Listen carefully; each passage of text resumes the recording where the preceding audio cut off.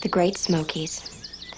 Nothing in my life had prepared me for the wonder of those mountains. Smoke blue and serene folded one behind the other. I counted 11 ranges rising up toward the vault of the sky. I didn't realize it then, but from the very first moment I saw them, the mountains were a source of peace and strength to me, always there to quiet my mind and satisfy my heart.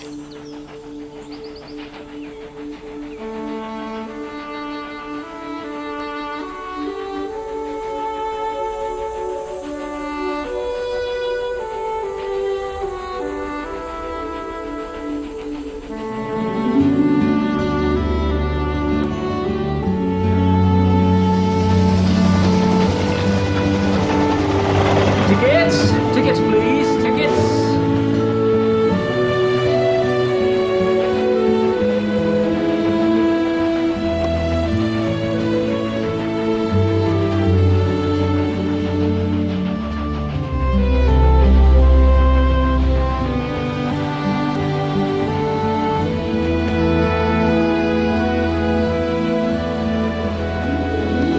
I'd been protected at home. It's a wonder my parents let me go to the backwoods of Tennessee. But teaching in a mission school sounded so safe, and Miss Alice spoke at our church with such love of her Highlanders. I knew before the hymn was done that I would volunteer for Miss Alice Henderson's mission, and that my parents would be against it. But through all their pleas and arguments, I never wavered. Only the look of love in my mother's eyes as I was about to leave made my heart skip a beat. And the way my father held my hand while we waited for the train. No pain on next stop.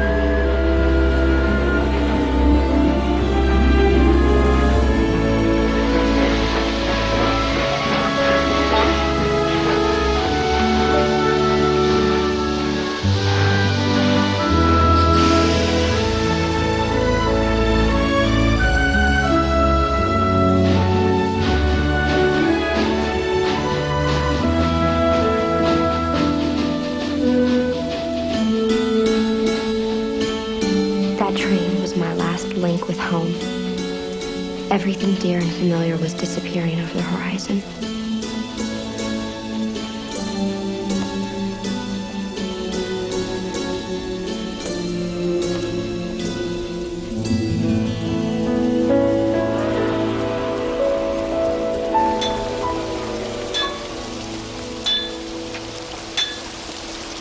Excuse me. My name is Christy Huddleston. I've come to teach school in Cutter Gap.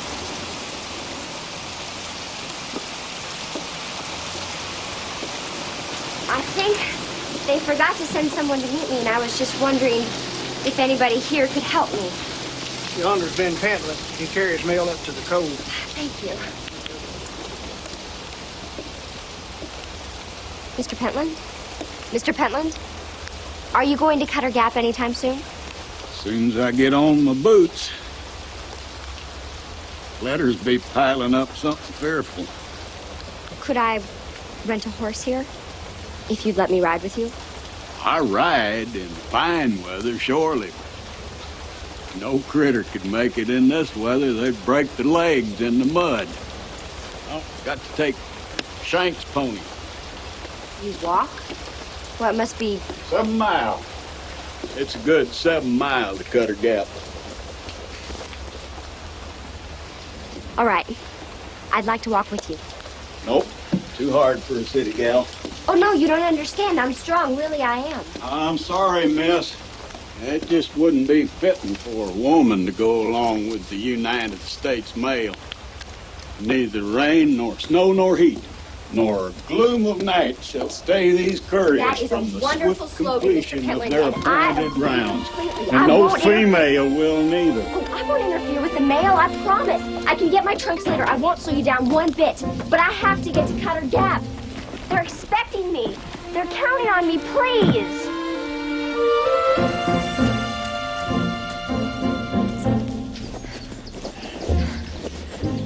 Women's skirts ain't the best for this. I'm fine. Thank you, Mr. Pentland.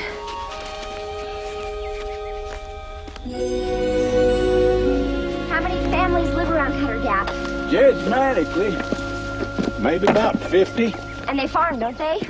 What do they raise? Youngins, mostly. Do they all go to the mission school? It depends. Might be different now with the new preacher. His name's Grantland. He's got a good wind in the pulpit, and he can tote a tune. And he ain't married. Hello! United States Mail!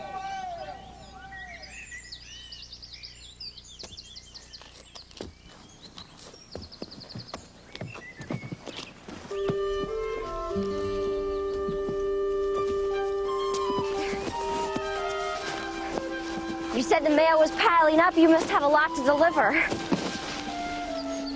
5 more letters. Ain't it a wonder? I tried to imagine a place where 6 letters were piled up mail. There's a way that's shorter, but it's so up-tilted you can stand straight and bite the ground. Hello! Hello! Around here, our best warn folks you're coming, and they liable to say howdy with a rifle gun. That's wise. Now wait! Miss Hudson!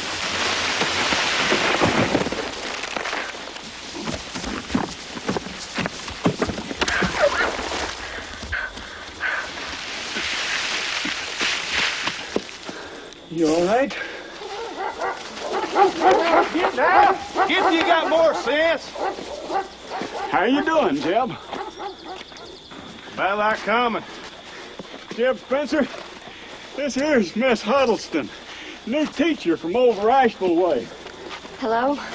Ma'am, this here is my woman.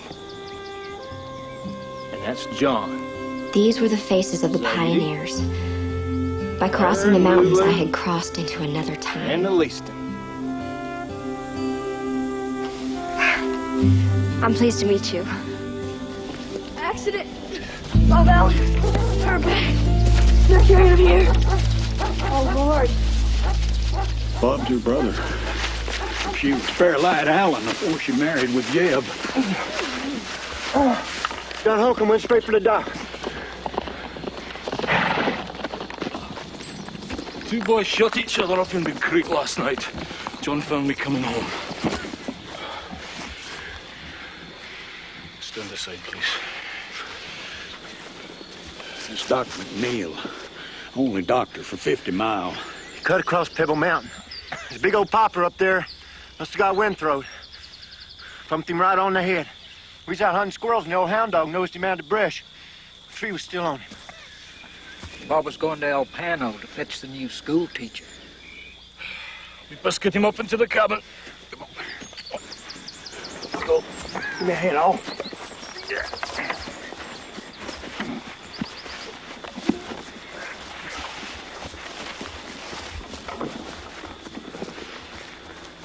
He was coming for me. This accident happened because of me. If it were an accident. There's a bad feuding around here between Taylors and Allens.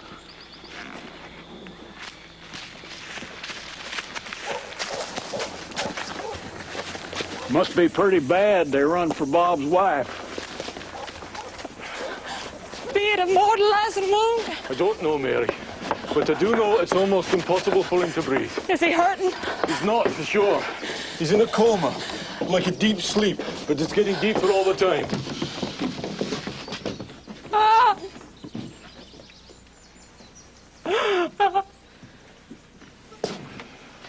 Listen to me now. When the tree fell on Bob, it made him bleed inside his skull. If I leave the bleeding there, Bob won't live.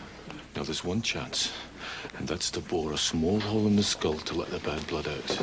Now, I've never tried this operation. I've only seen it done by a professor of mine. And I won't lie to you, Mary, it's risky. He might die, but without it, he surely will. I say no. Bob's my little brother, and I stand against it. You ain't a believer, Doc. Life and death is in the hands of the Lord, and we've no call to tamper with it. No, Alt. We can't just let him go. We got 6 young'uns. Anything happened to Bob, I reckon we couldn't stand it. Try the operation. I want you to try.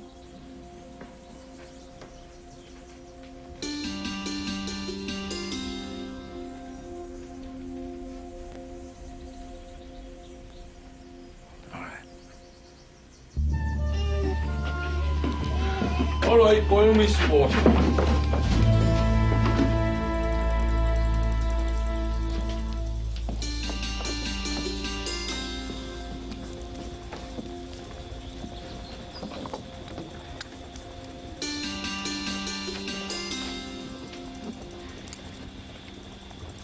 Confound you, little scamp. Fair right, keep him away. I will have to boil these again. Easton, go outside. Mom will be right there, okay? All right, children. Everybody outside. Come on. If your close kin feel called on to stay, then stand back and no crying or wailing.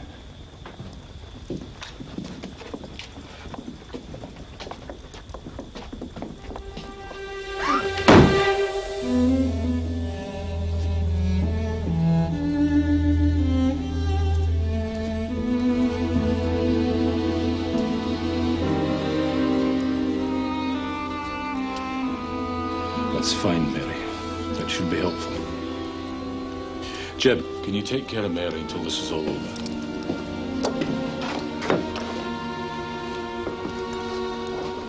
You there. I need help.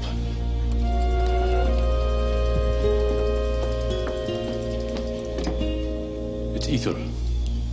Hold it loosely over his mouth and nose. The sickly smell of ether and the thought of what the doctor was about to do made me lightheaded. Get out. No.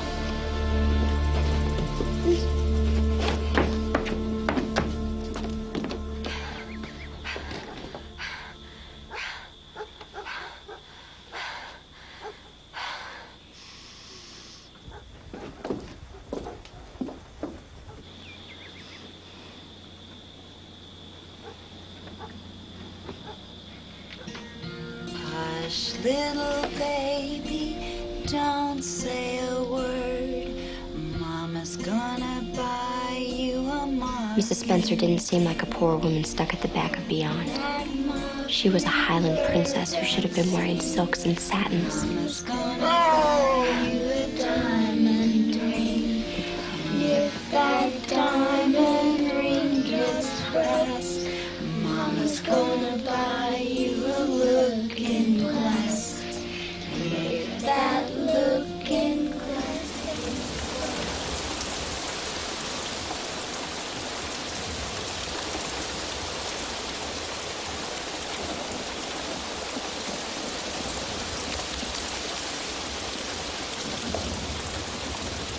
I'll best take you on to the mission now. Operation's over. It's over? Mr. Allen isn't. Still breathing. Doc says he's got a fighting chance if the bleeding don't start up again. Mr. Pentland? Why did Mrs. Allen swing that axe at Bob, and why'd she tie a string around his wrist? Well, the string was so's he'd stay by her no matter what. Axe was to cut the pain.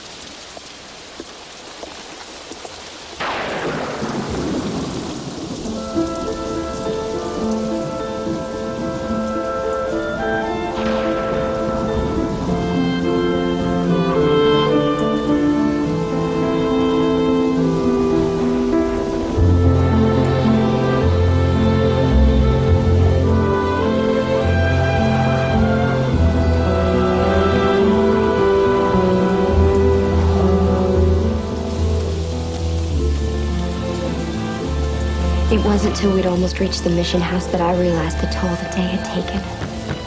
I fought against it, but I could feel tears of exhaustion in my eyes. through a haze of fatigue, I saw a young man with a beautiful smile. And a strong hand reached out to welcome me.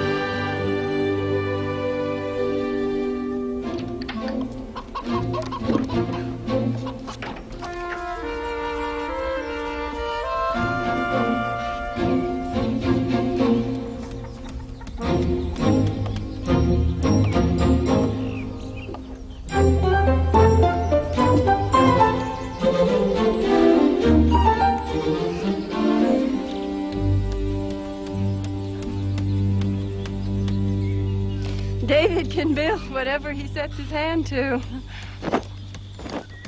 Miss Grantland, where is the school? Same as the church. We can't afford two buildings where one would do. It's very thrifty. School during the week and church on Sundays. My brother's only been here a short while, but he has accomplished a great deal. He did most of the work himself. You can't count on the mountain men at all. I'm sure he's done wonders. Both of you have. He begged me to come and keep house for him.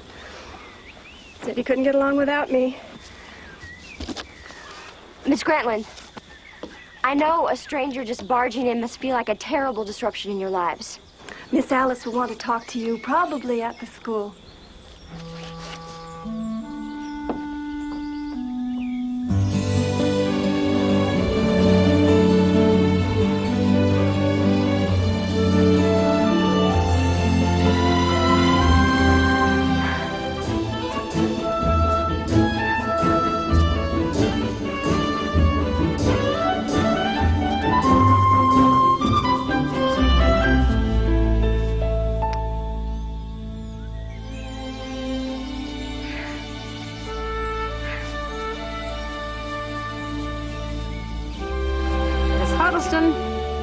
Welcome.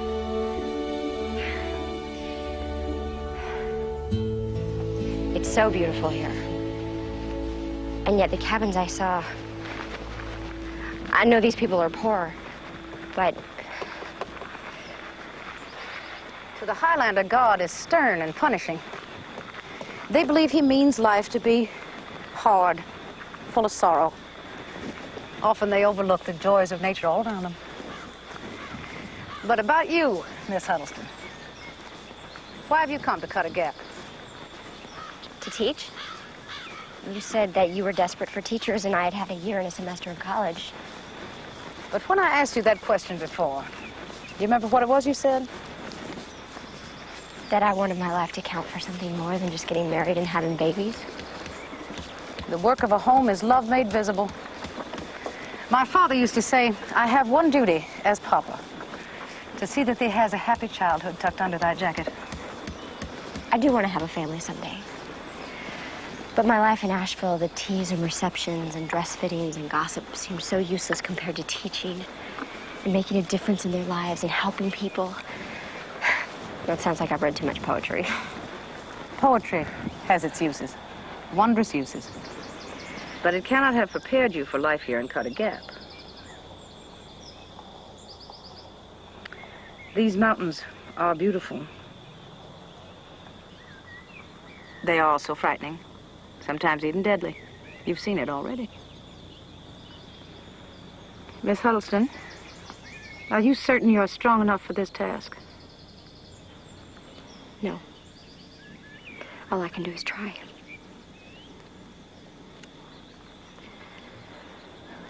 I probably seem very young and innocent to you.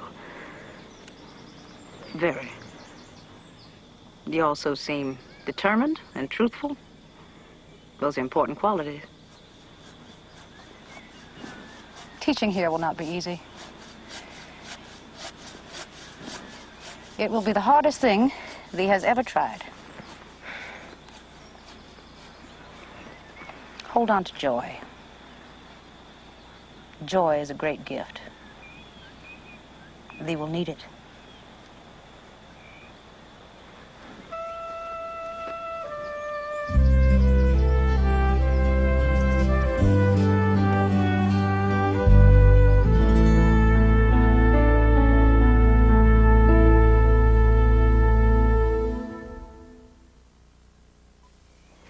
That first day of school, I was terrified. But I tried hard to settle the butterflies in my stomach so that Mr. Grantland would think me an experienced teacher. Good morning, Mr. Grantland. Well said.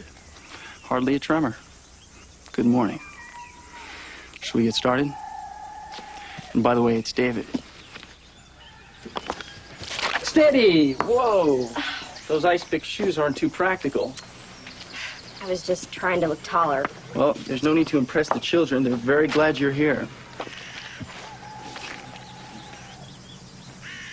They're not wearing shoes. They're too poor.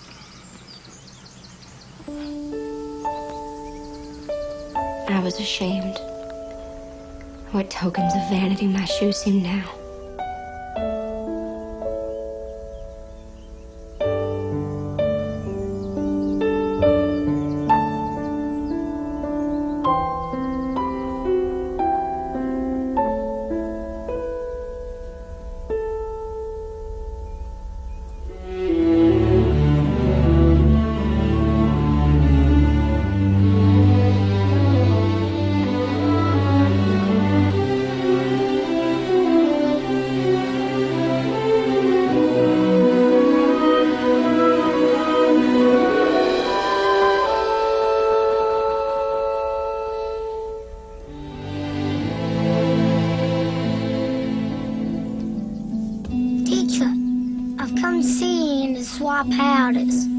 Miss Huddleston, this is little Burl Allen, one of Bob's sons.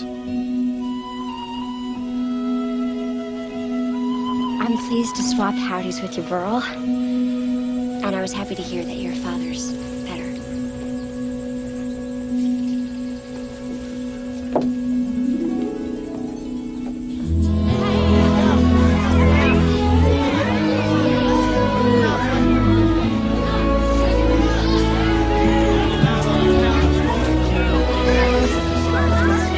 Grades. 6 classes a day. Even with David teaching math and Bible, how was I ever going to manage 72 lessons? I'm coming pretty, ain't she? Ah, ye always get stuck on the teachers. Looks good. Ginger to me. Make me feel how the study fit for a dog. Heck no. She's too little to tan anyone's bridges. Sit down, boys. All of you take your seats.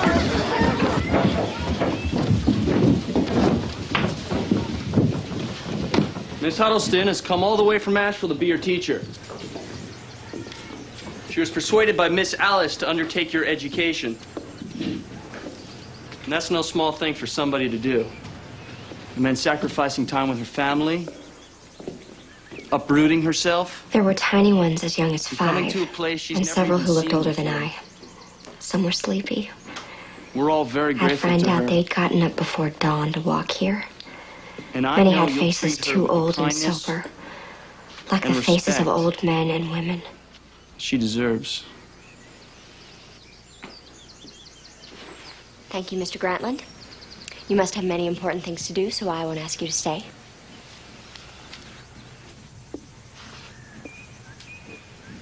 Are you sure?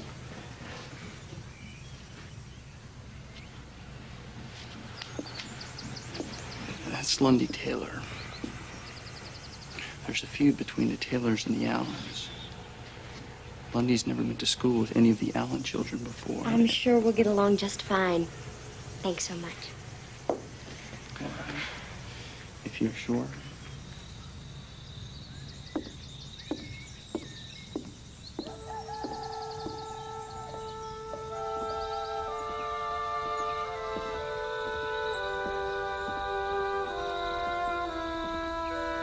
She's nervous. How can you tell? Look at her shaking. She talks funny, too.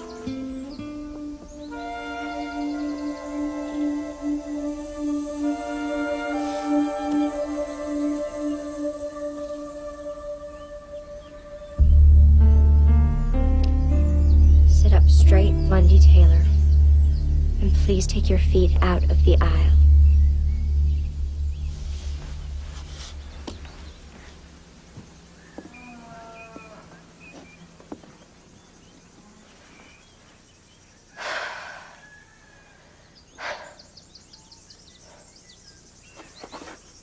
Thank goodness for a familiar face.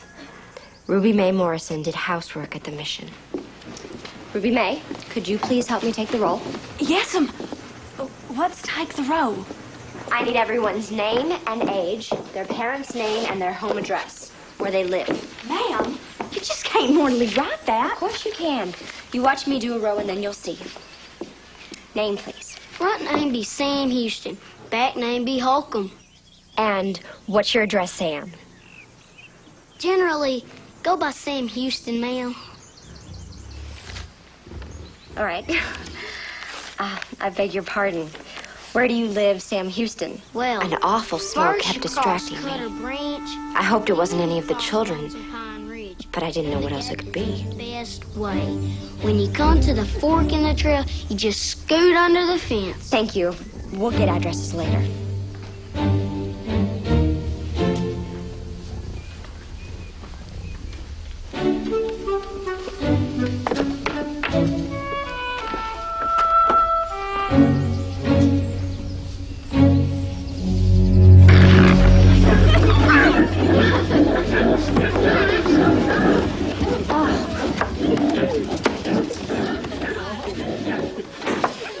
They's just hogs, teacher. They live down there 'cause it's cool. I see. It was an unconventional roll call, but I learned a great deal about the children that day. Odor Teal, who insisted on his full name, and his small sister. And what's your name? Hush, please. Don't be afraid, you can tell me. Ain't no use in asking her, teacher. She'd be Mountie O'Teal. She don't talk, teacher.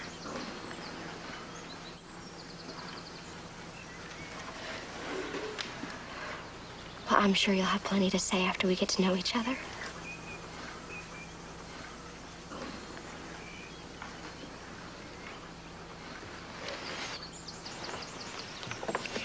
Teacher, I worked these figures. All of them? Yes'm. Could you get me a harder book?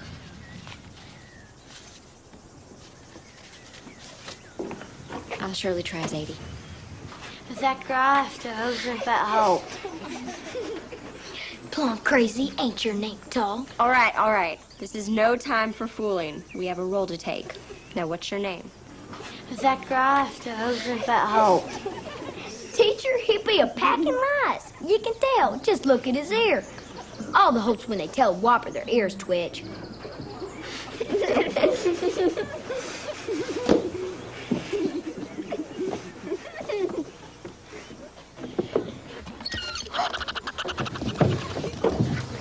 Ma'am, I answered a creed out. And that thar's Scalawag. Might be a good name for you, too. Sleeps with me every night. Oh, he be clean. Coons wash every natural blessed thing before they eat it. They be the best pets. Creed, we have to have a talk about Scalawag in school. You see, he is such a specially fine coon that I'm afraid the others will watch him and not do their lessons. Man, no, teacher. We'll study on better than ever. Well, let's make a pact. You leave Scalawag at home from now on, And I'll let you bring him to the last social, the big recitation before school closes. He'll be part of the entertainment. Everybody in the cove will see him. Honest? That'd be a seal bargain. Put her there, teacher. No notebooks, little paper of any kind, 5 textbooks, and those tattered with pages missing or torn. Mushmouth Millie can't even speak. Jabber, jabber, jaybird, marbles in the beak. Mountie, are you all right? Has a pump knot on her head. What happened? Did Mountie fall down? Someone has to tell me. No, she got hit. With this? No wonder she has a bump on her head. Who threw this?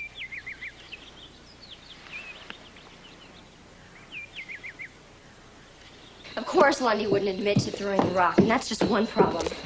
I haven't been able to divide the school into grades because I have to see each grade together regardless of sex, but each child keeps telling me over and over. No, ma'am. I can't sit next to no boy. This ain't no court in school. My pa will take me out if you make it a court in school. Exactly. Stand firm. Grades together. They'll get used to it. And where do I begin to correct English? Sometimes their grammar is awful, but I would hate to lose the traditional way they speak. And why do they insist on being taught Latin when they just need the most basic subjects? Because they're what they call long-headed. Stubborn Scots and equally flinty Irish and German. Some of the children have trouble concentrating. I think it's because they're hungry. And they have bad vision. They didn't tell you that. They're much too proud. No, they didn't tell me that. But their eyes are bloodshot and they shield them from the light. And then there are the pigs. Farmers round here let their pigs wander free to fatten up on what they can find. Well, they don't help my teaching efforts one bit. Twice today, they nearly drowned me out. It isn't in the curriculum at Teachers College. The solution is speak up.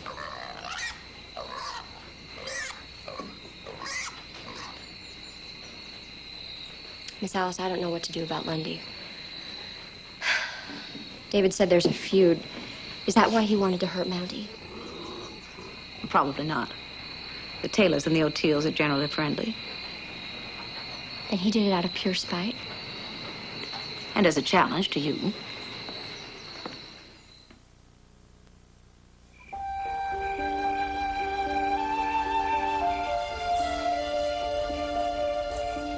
I couldn't stop thinking about Mountie O'Teal. I felt so sorry for her. She couldn't talk except for pathetic grunts, and the older boys teased her unmercifully. Mountie never smiled or laughed. What must her home be like?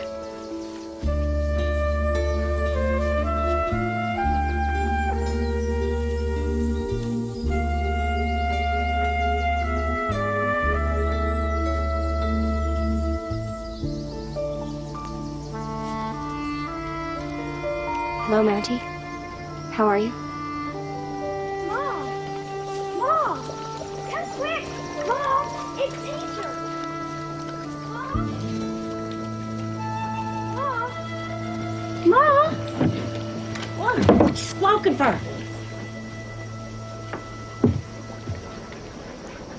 What can I do for you?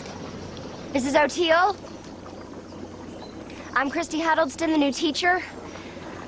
I came here to talk to you. Wait, I swung. Why? Come on. Come on in. Come on. Come on in. The stench was overwhelming. Sit. I was glad Mrs. O'Teal had left the door open. So, tell me, how's my young'uns doing in school? Well, I came to ask you about Mountie. Why doesn't she talk? Well, I don't know. I don't know. I ain't got time to study on it much, neither. What with the young'uns to feed and care for, and then I got the place to tend to. Isn't there a Mr. O'Teal? Oh, he comes around. But he don't want no fussing over gals. Oh, he wouldn't like your being here visiting. No, ma'am. But don't you want Mountie to talk? I do. But I reckon if the Lord wants her to, she will. I was just thinking that maybe there's something we could do to help her. A man wouldn't like it. Ma'am, I told you he don't take to no fussing over gals. But he ain't here right now. We could just go on sitting and visiting. Mrs. O'Teal. But we gotta let the Lord take care of Monty.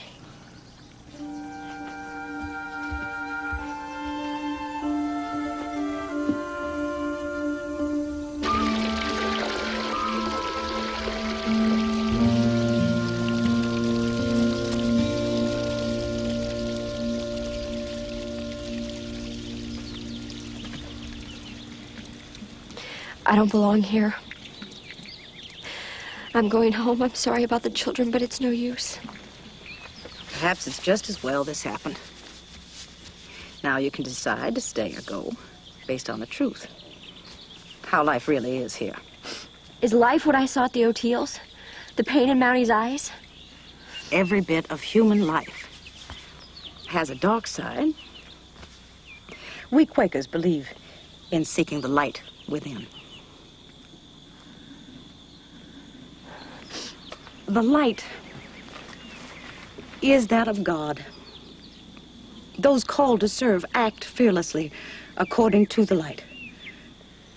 But it won't come to you unless you open your eyes to the grief and pain all around you.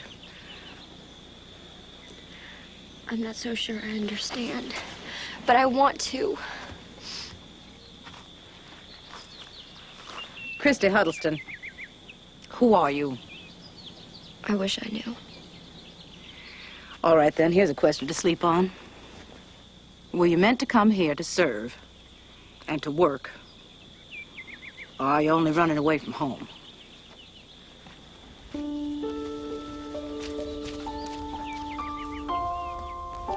What Miss Alice had said stuck to me like a burr. I didn't want to be a quitter. And I had so much to learn. Where else would I find a teacher like Miss Alice? Dear God, when I came here, maybe I was partly running off from home for fun and adventure.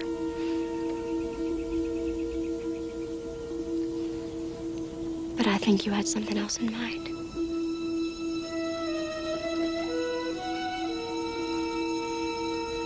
What I'm trying to say is,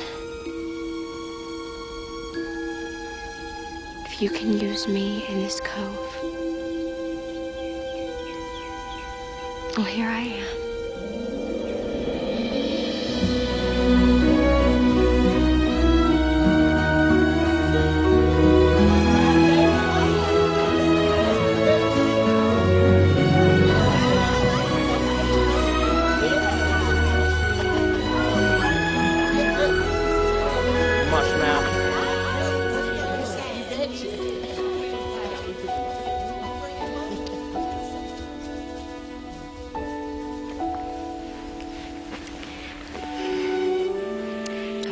Attention to them, Mountie. I think you're really smart. I know you can learn. And I am meant to teach you.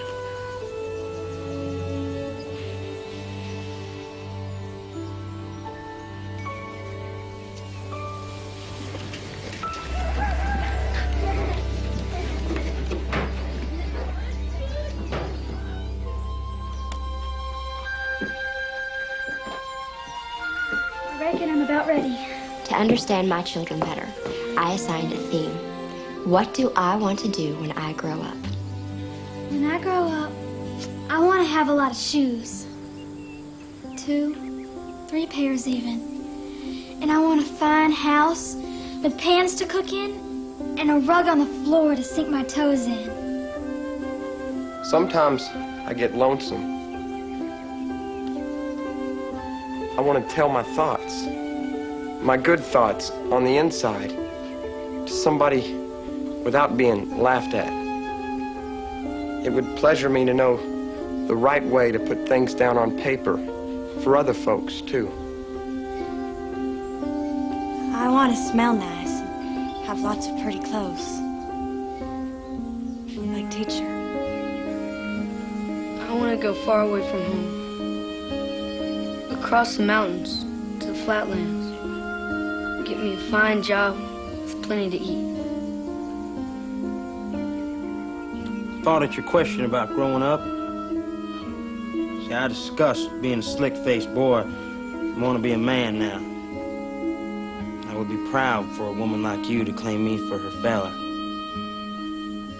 When I set eyes on your hair and your pretty clothes that fit so neat, I cannot think about my buckler. That will do, Lundy.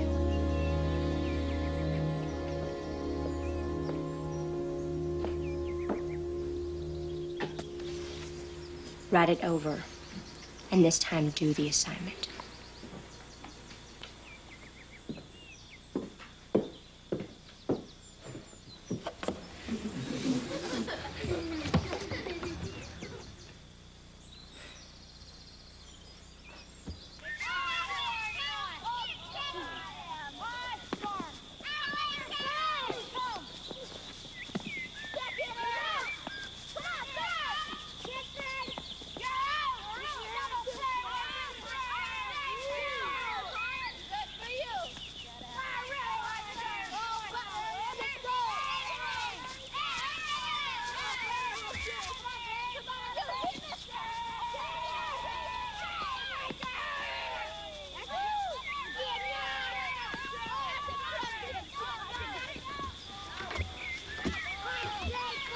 Done.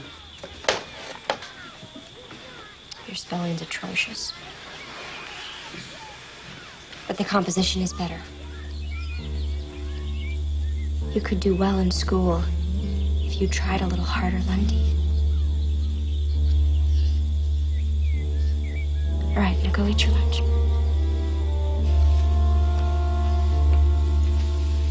I ain't got none.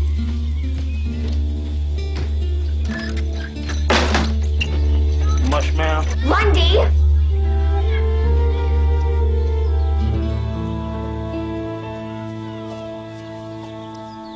Come in, Mountie.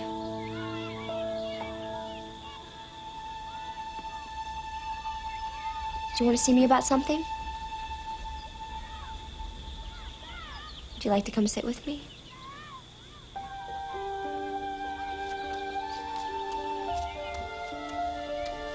She tugged at my heart. Her hopeless coat had just one button. More than anything, I wanted to make Mountie smile. I suddenly realized how starved for affection she must be. I'm glad you're here.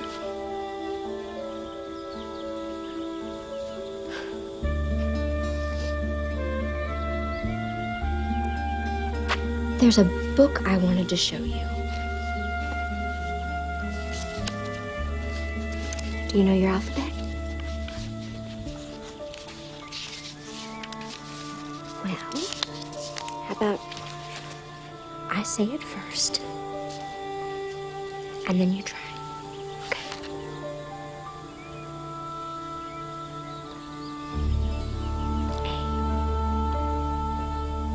A. B. C. It's called Treasure Island. My father gave it to me when I was about your age. I'll write to him and ask him to send it. Burl, what happened? Lundy, did you hit him? Get him, Lundy! No, boy! No! Stop it, Lundy! Lundy, no! Stop it! Did you kick him? No, I never touched him. Are you all right?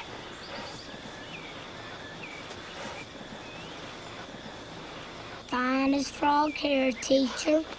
I fell down is all. Are you sure? Yes'm. I will not tolerate bullies. If I catch you hurting anyone else, I'll inform your father. You don't care. Then I'll turn you over to Mr. Grantland. He's bigger than you are. We'll see how you like that.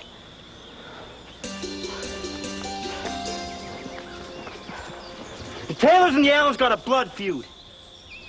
We's meant to fight. Nobody is meant to fight. There will be no feuding in my school, Lundy. Miss Ida said feuding was a plague here, pure and simple. But Miss Alice held out hope because Lundy Taylor was at least attending school with the Allen children. And that had never happened before. I tried to be hopeful too, but I was troubled by the violence. David was wonderful. He preached every third Sunday in Lefty Branch, and he invited me along to raise my spirits. Yes, Theo's just dragging his I think he wanted to be alone with me. Now, don't you laugh at me, David. I feel silly enough as it is. Well, that is because you are stubborn. You should be riding Prince, but you wouldn't take my offer. No, I know my limitations. I'm no horsewoman. Yet. But it's no harder than walking 7 miles in a deluge. Speaking of which... I'll go first. Prince can set an example for old Theo. Let's go, boy. Come on.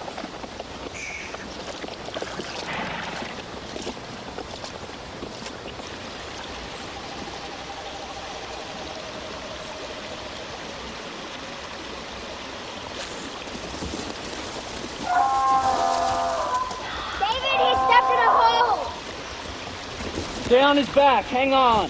David, he's falling! Keep with him. You'll make it. No, he's better off without me. I think I should jump. Exactly right. It's not too deep. You can wade to shore.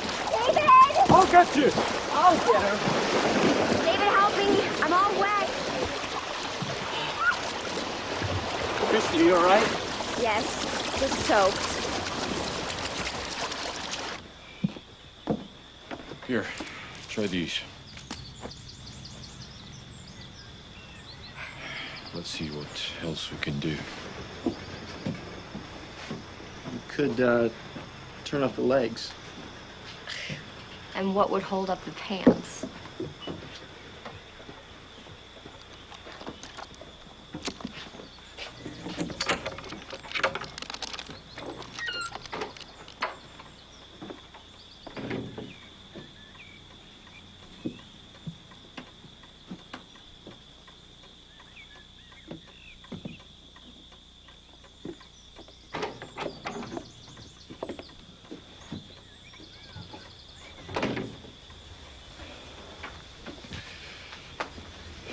Will this do?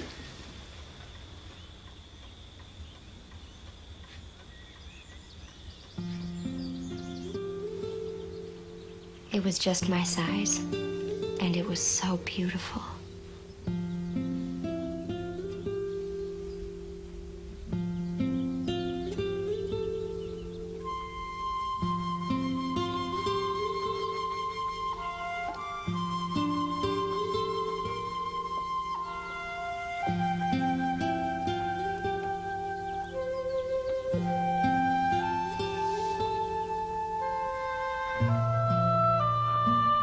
I wondered who the dress belonged to, and why Dr. McNeil locked a door in a community where people hardly even bothered to shut them.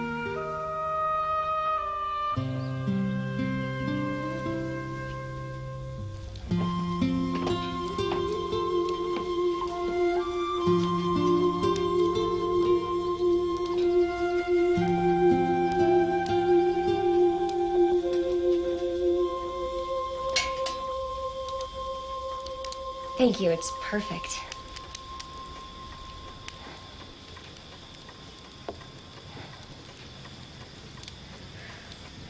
Can I dry these by the fire? That's what I built it for. But I'm afraid it'll take a while. Oh, David, I'm sorry. It's 2:15. You're supposed to preach in Lefty Branch at 3.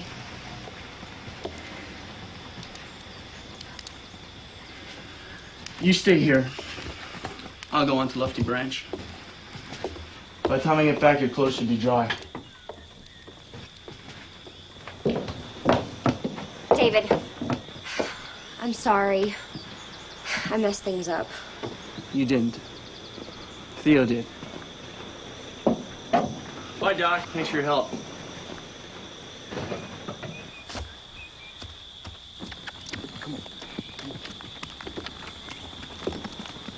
You're a quiet one for a female. You're not going to faint again, are you? No. And I apologize for disrupting your operation.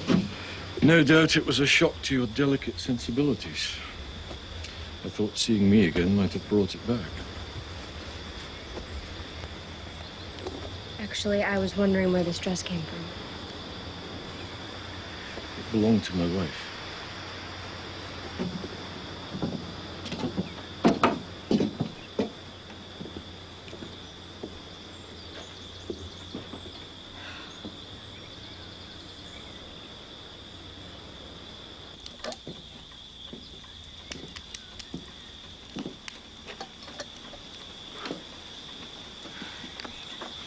I was wondering where you came from, too.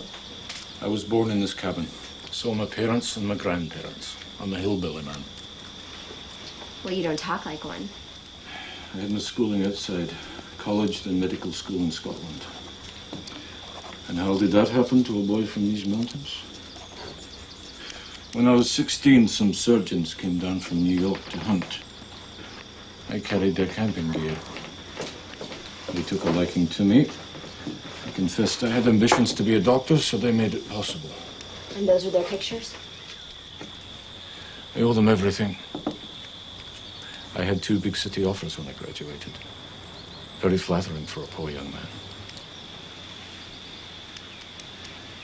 You made a sacrifice. But since you did come back, I mean, conditions are so bad here, I just don't see that... But I've accomplished much? You're young, Miss Huddleston, and naive, and you've made some sweeping judgments, haven't you? Some things are obvious. Like cabins being so dirty and smelly, I lost my supper after one visit. Well, that may amuse you, Doctor. You're trained to stand anything. But Mountie O'Teal isn't funny. Forgive me. It was your nose wrinkling when you remembered those smells.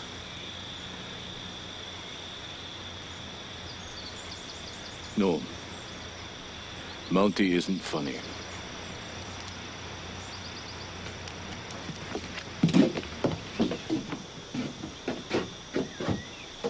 Is it that she can't talk or won't? The parents won't let me find out. These people don't trust doctors. And they can't be changed all at once. They have their own sense of time, and it moves slowly. And in the meantime, Doctor, what about the children? Don't forget, Miss Huddleston, I was one of those children. He says he cares, but I don't really think he does. He was brave to operate on Bob Allen, but I don't know if I like him. McNeil is not the easiest person in the world. But then again, neither are you.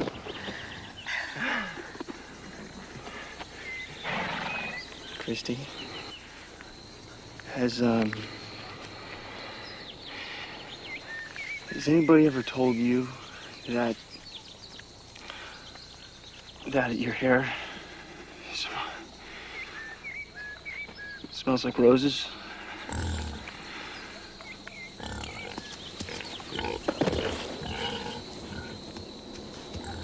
Are those pigs drunk?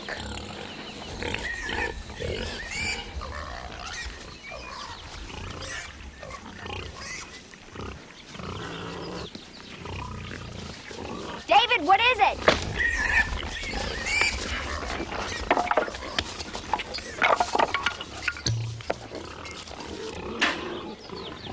Moonshine.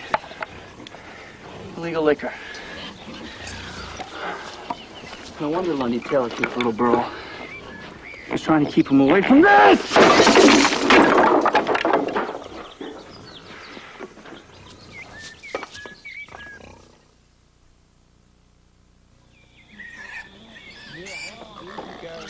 By Monday morning, most of the cove knew about the hidden liquor.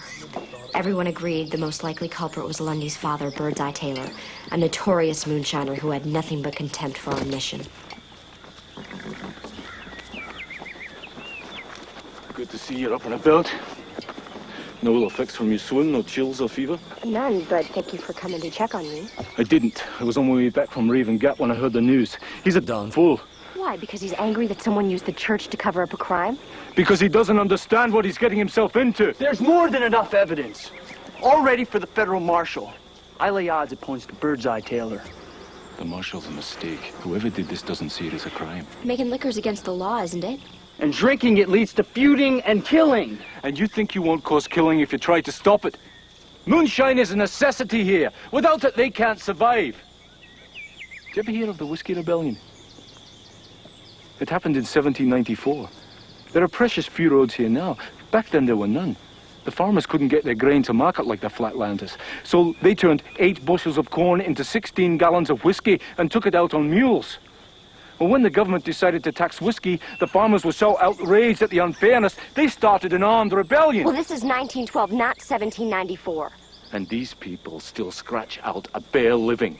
They don't have money for shoes or medicine or a new plow when the old one breaks. Selling liquor is the only way they can get it. Then they might as well be stealing that money. You're so righteous for someone so new here. I want to help these people, Doctor, so they don't have to break the law. We can get donations for shoes and medicine. They're too proud. They won't accept charity. They want to work for what they get. Even if it's the devil's work? I'm warning you. They don't see it that way. Then it's my job to open their eyes. And how do you expect to do that? Come to church Sunday and find out.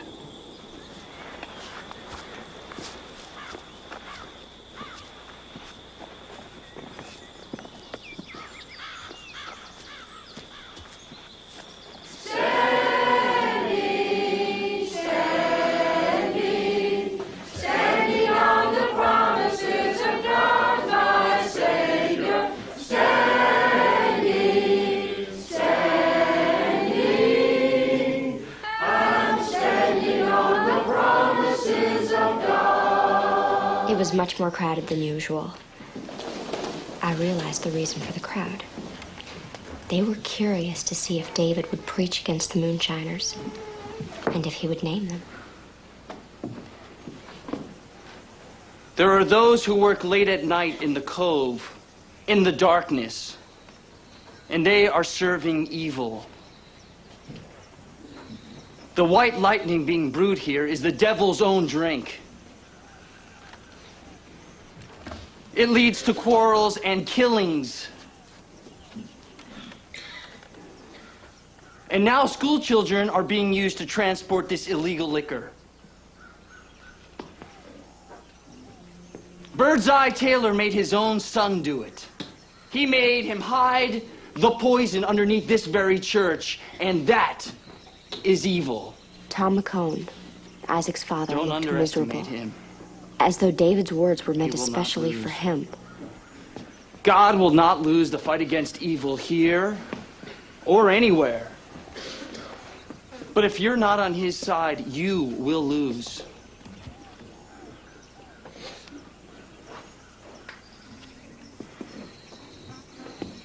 How many of you want to be on his side? How many of you want to fight evil in his name? Do you?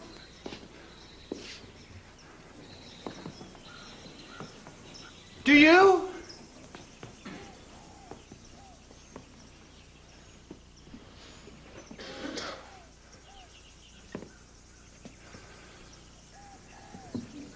Do you?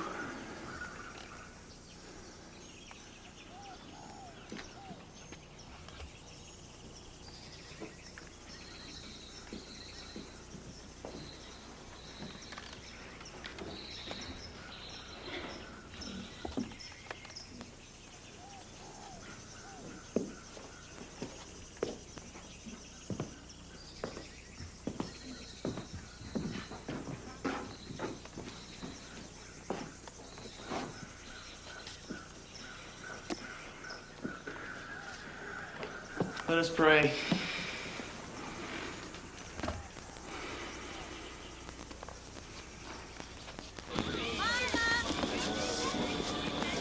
Mrs. Spencer, nice to see you. Miss Christy? Something wrong? That's their school. That's a lot of young'uns for one teacher. They're a handful, all right, but I'm enjoying them. Each one has something special. Like your Zadie. I've never seen anyone so quick at arithmetic. She's plumb tickled with the learning she's getting. All of my children love school. And I owe you a favor, and I'd be obliged if you'd let me return it.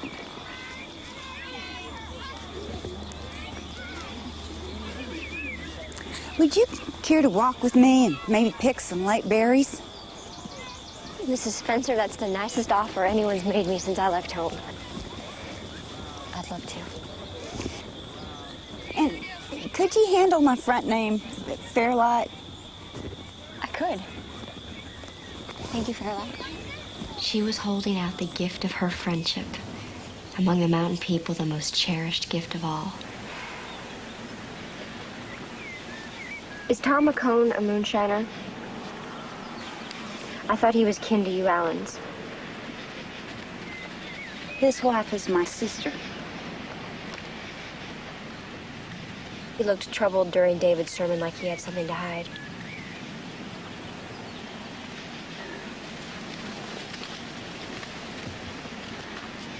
Opal got real sick when her last baby quickened. They didn't have no money for medicine. Tom did what he had to do to get it. Tom runs liquor for Birdseye. Fairlight. He could get arrested for that. He could go to prison. Who would take care of Opal and the boys then? There must be something we can do. Tom can't keep breaking the law. No, it's like the feud, Miss Christy. You can't do anything about that. Nobody can. It's just the way things is.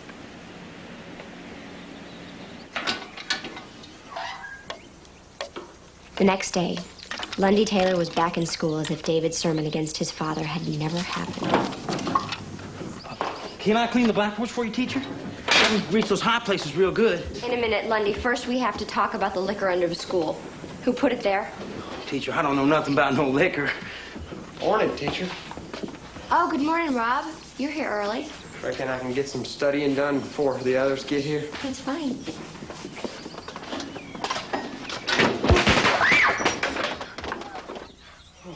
It'd be buckeyes in the ashes, ma'am. They get hot and then blow all to pieces when the air hits them. No, ma'am, teacher. I wouldn't do that. Not me, teacher. You built the fire, didn't you? Yeah, but I didn't put them buckeyes in there. Just like you didn't hide any liquor under the school. It was wrong, Lundy. It was wrong, and you know it. Look, you best mind your own business. And you tell that preacher to mind his, too, or you're both going to be sorry. You don't scare me, Lundy, and neither does your father.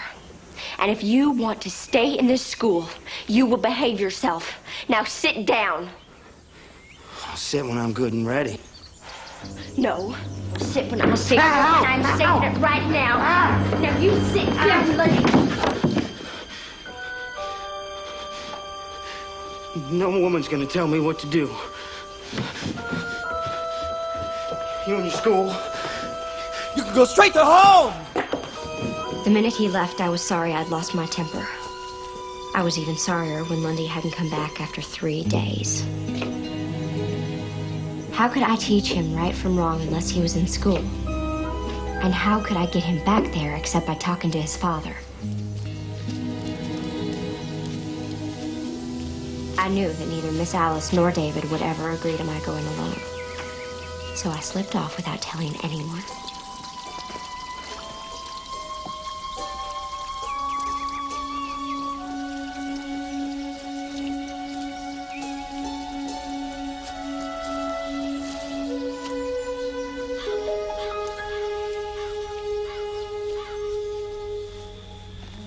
Hello? Anybody here?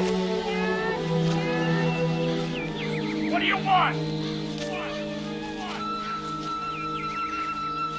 I'd like to talk to you about Lundy.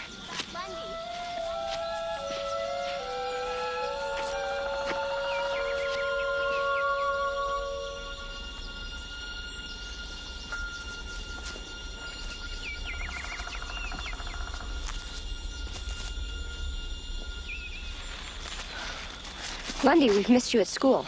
Stay your peace and be quick. Mr. Taylor? I know you must want Lundy to get some schooling so he can get on in life. And I may not be the world's best teacher, but I think I can teach him something. When I whoop my young'uns my own self. Don't want no gal doing it. Mr. Taylor, I did not whip Lundy.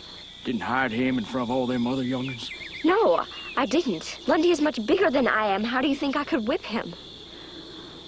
Pa, I didn't mean to lie to you. Holding you no! Smoke your britches of fire catches! Worthless. Just plain worthless. Please don't be too hard on him. Lundy was just testing me out. I did push him back into his seat, but I think if I'm patient, he'll settle down. So I hope you'll send him back to school. Schooling's no use to Lundy. He's twitter-witted like his ma. Fitted-fied and addle-pated. She run off and left us. I know it must be hard.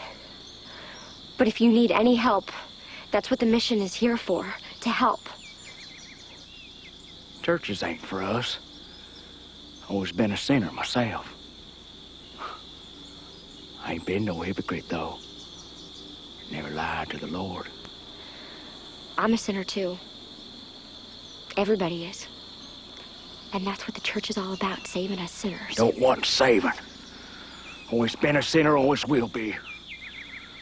I discuss churches. And meddling women. Mr. Taylor, you do have to set an example, though. You can't go on making illegal liquor, and it was wrong to use your son. That ain't none of your business. Nor the preachers.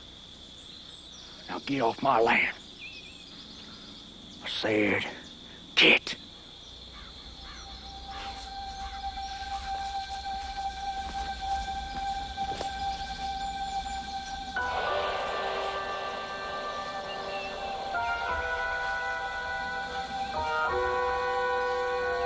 Please, Mr. Taylor, don't punish Lundy because of how you feel. Send him back to school.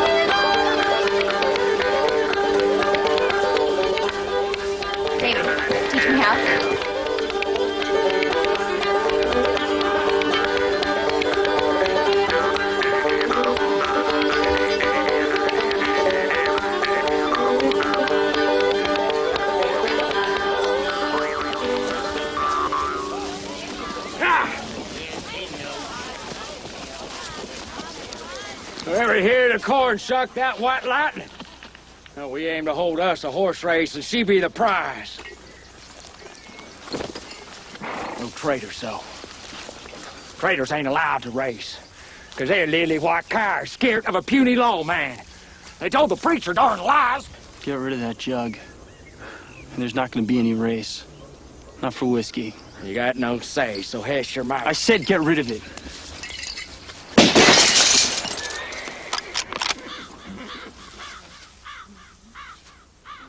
Mr. Taylor, it is common knowledge that I am a better shot than you. Or your boys. For that matter, I think I might beat you in a horse race, too. But since there's nothing left to race for, I think it's time you went home. You'll be the ones to clear out. Outlanders got no right teaching our young'uns. Send them back to this here school. Your answer to me. I asked you to leave, Mr. Taylor.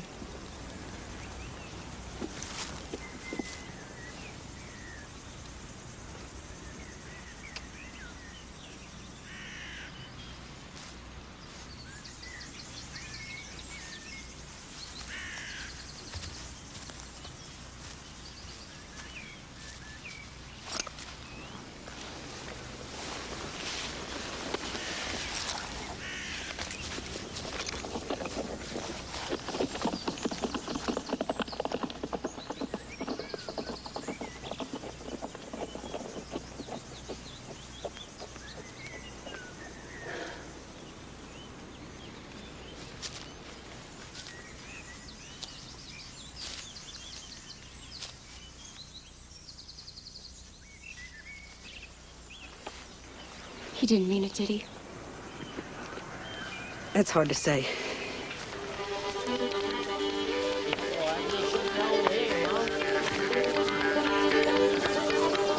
That was the bravest thing I have ever seen.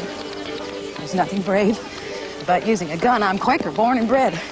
It's against everything I believe to settle a dispute with violence. It was the only way. It is never the only way. Miss Alice, if you hadn't taken that shot, someone might have gotten hurt, even killed. You saved lives. By threatening to take one. It was wrong. I was wrong. Don't put me on a pedestal. I don't belong there. I do admire you, Miss Alice. Don't. I had a child. Once. I had a child. Once. And I lost my child. Through my own selfishness. When she needed me the most, I closed my heart. I'm not a saint. I'm flesh and blood. I have made a great many mistakes.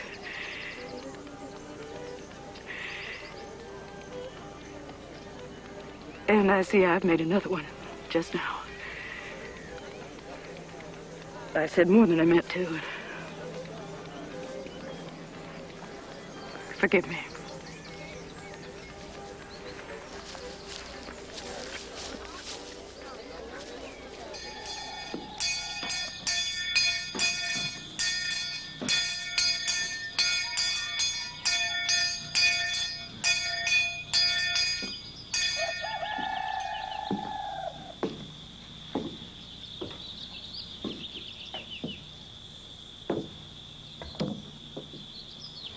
I am not going to be intimidated by Birdseye Taylor. I am going to teach as usual. Thanks to my father, we have new books and maps. Even an illustrated edition of Peter Rabbit. I thought it might entice Mountier to you. Christy, the odds are they're not gonna come. At least not for a while. I won't believe that. I can't.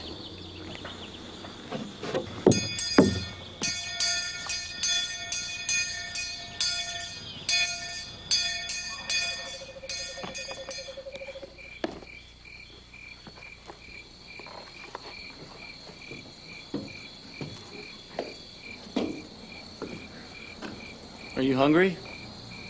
No, you go ahead.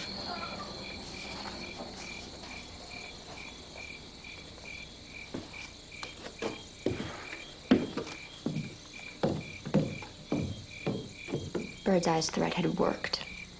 He'd frightened everyone away. But this was my fault, too.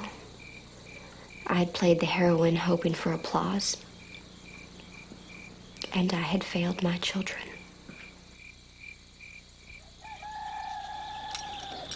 Sweet are the uses of adversity.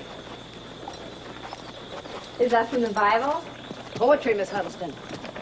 And this our life, exempt from public haunt, finds tongues in trees, books in running brooks, sermons in stones, and good in everything. William Shakespeare, Act 2, Scene 1, As You Like It. I thought perhaps you might like to read it in my absence. I'll be back in a few days. By that time, the children will be here, too. I hope you're right. So do I. Have a safe trip to Low Gap. Oh, Miss Ida, let me help you with that. Thank you. I don't know why I bother. With everyone scared to come to school, we may as well pack up and leave. No, we can't. We have to keep faith. Probably an animal, one of the pigs. Oh, my Lord. Tom.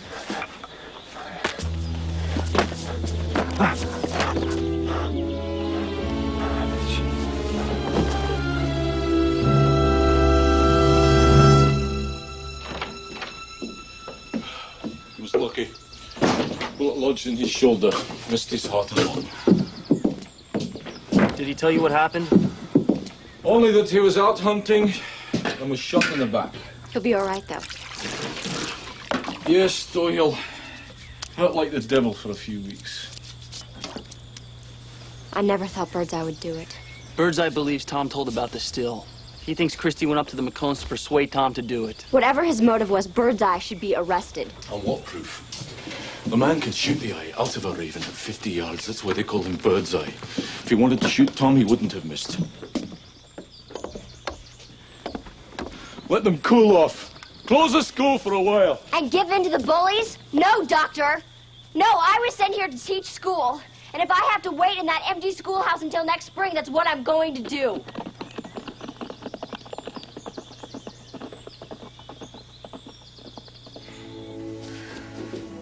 Two days went by. I was so discouraged. I didn't think I could live up to my fine words to Dr. McNeil. But just when I was about to cry from frustration,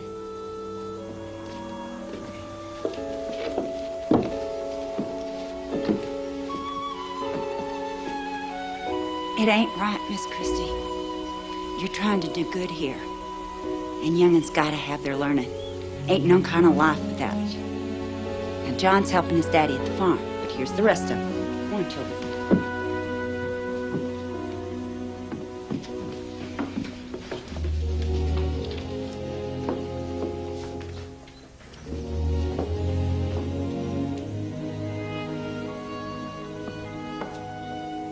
what about Birdseye? We can't let him win. If we do, ain't no sense in going on. Young'uns, you mind Miss Christy now. When it's time to go, your daddy will come and fetch you. Fairlight. Thank you. Listen.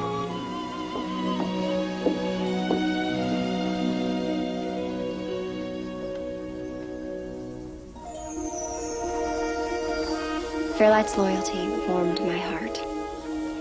But after 3 more days, none of my other students had returned. I wondered if the rest of the children would ever come back.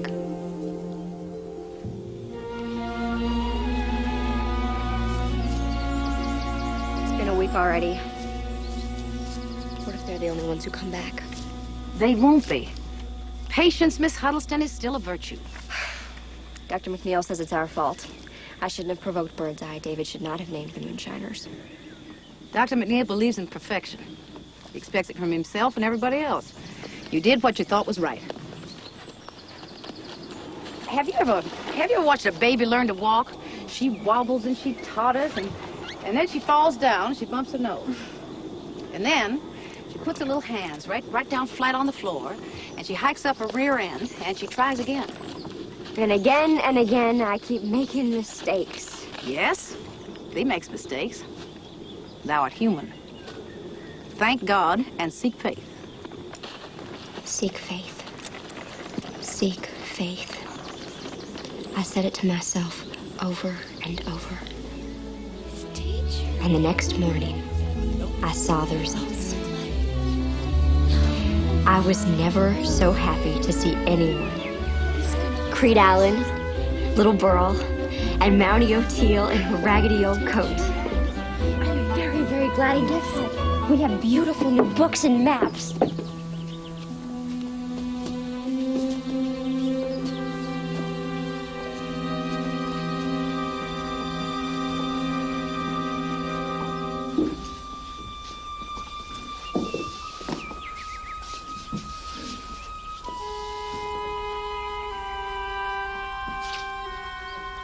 It had to be Lundy. But how could anyone do this? Did Lundy and his father hate me so much? Teacher, ain't it true, teacher, that if God loves everybody, then the wind's got to love everybody too? Even them who done this?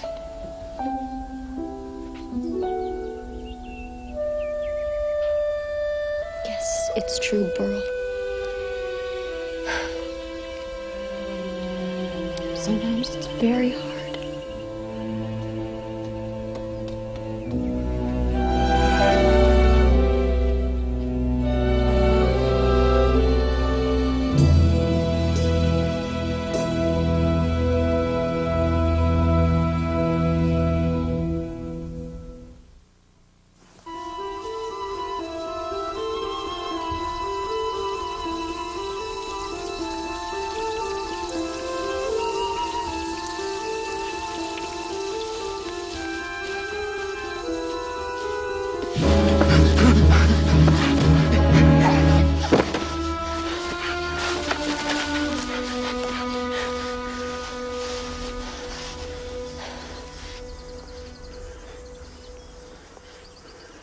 I've been looking for you.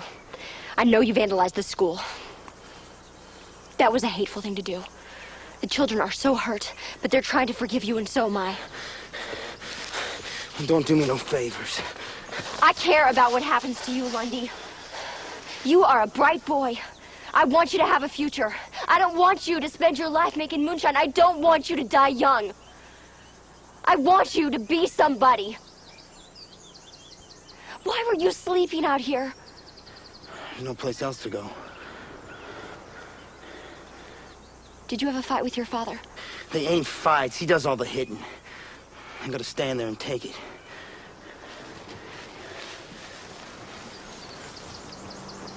You were reading? David Copperfield? Give me that. This David Copperfield, he never had nothing either, right? But he grew up to be a fine gentleman. He showed everybody. Well, I can do that too. No matter what my pa says. Yes. You want to come back to school, don't you? I can't come back to school. My pa won't let me come back. Yes, you can. We can start all over with a clean slate. We can forget everything that happened. Do you remember when you rewrote that composition for me? You showed real promise. Get away from her, boy. You're coming home. Now! Don't! He wants to go to school!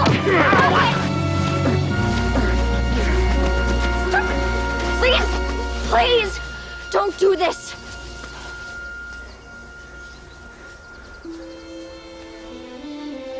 Best get on home, boy.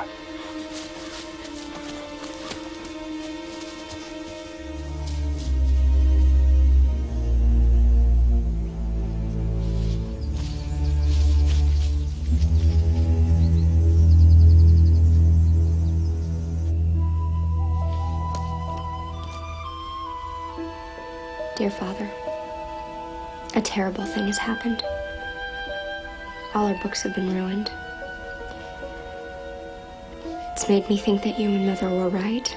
I'm not meant to be here.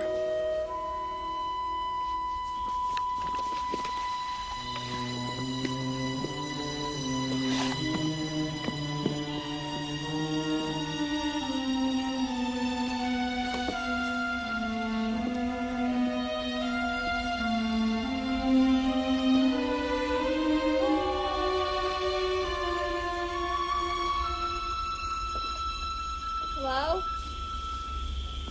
Is anybody here? This isn't funny. Please show yourself.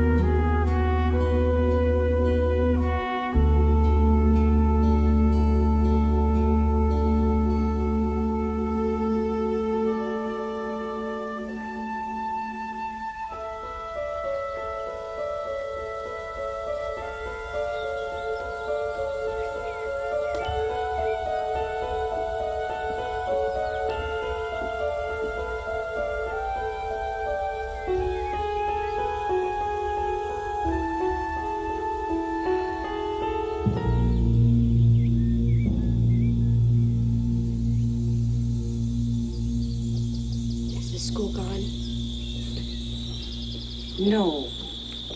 A corner was burned, part of the roof. Your desk, though, is a sorry sight. Jeb Spencer saw the fire from his place. He and his boys helped David put it out. You haven't talked much about it.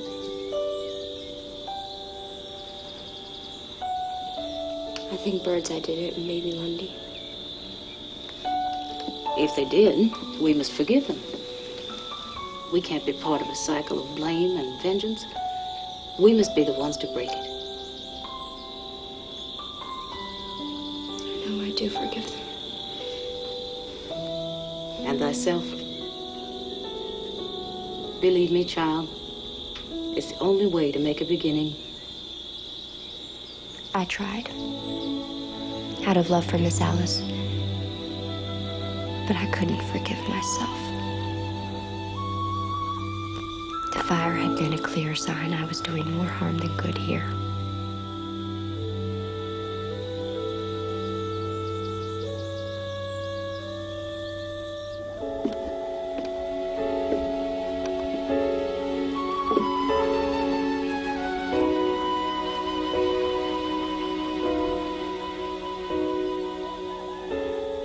It was time to go home. I was going to slip away before anyone was up. I wanted to disappear as though I'd never been here.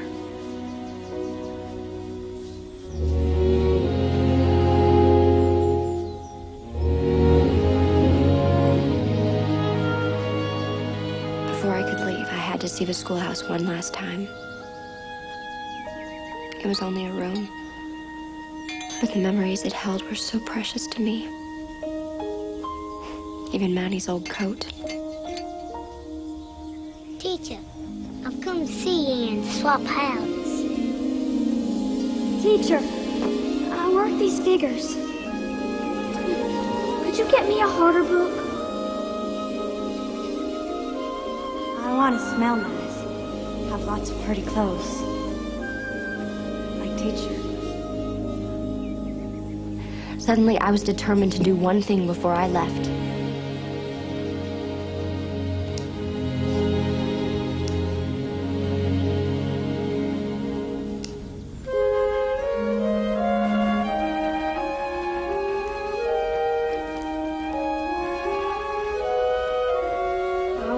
Far away from home. Across the mountains to the level lands. Give me a fine job with plenty to eat. It would pleasure me to know the right way to put things down on paper for other folks, too. Generally, go by Sam Houston now.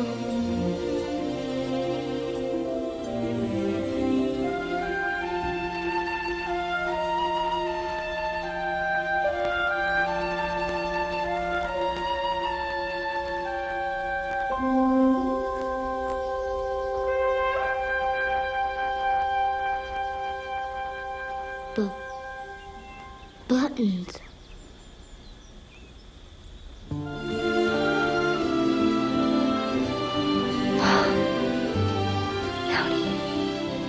You can talk.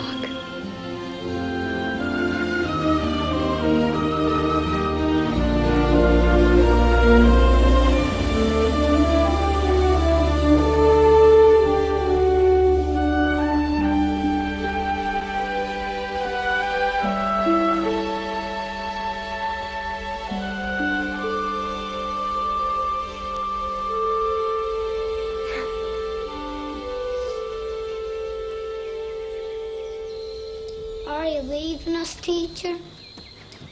Are you going back to the level lands?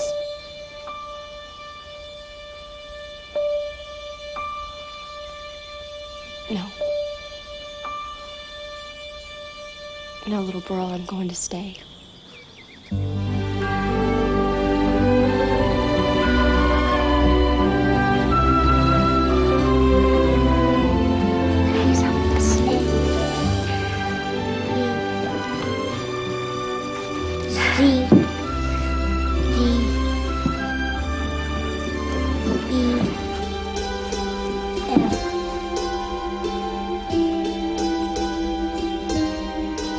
Christy Huddleston.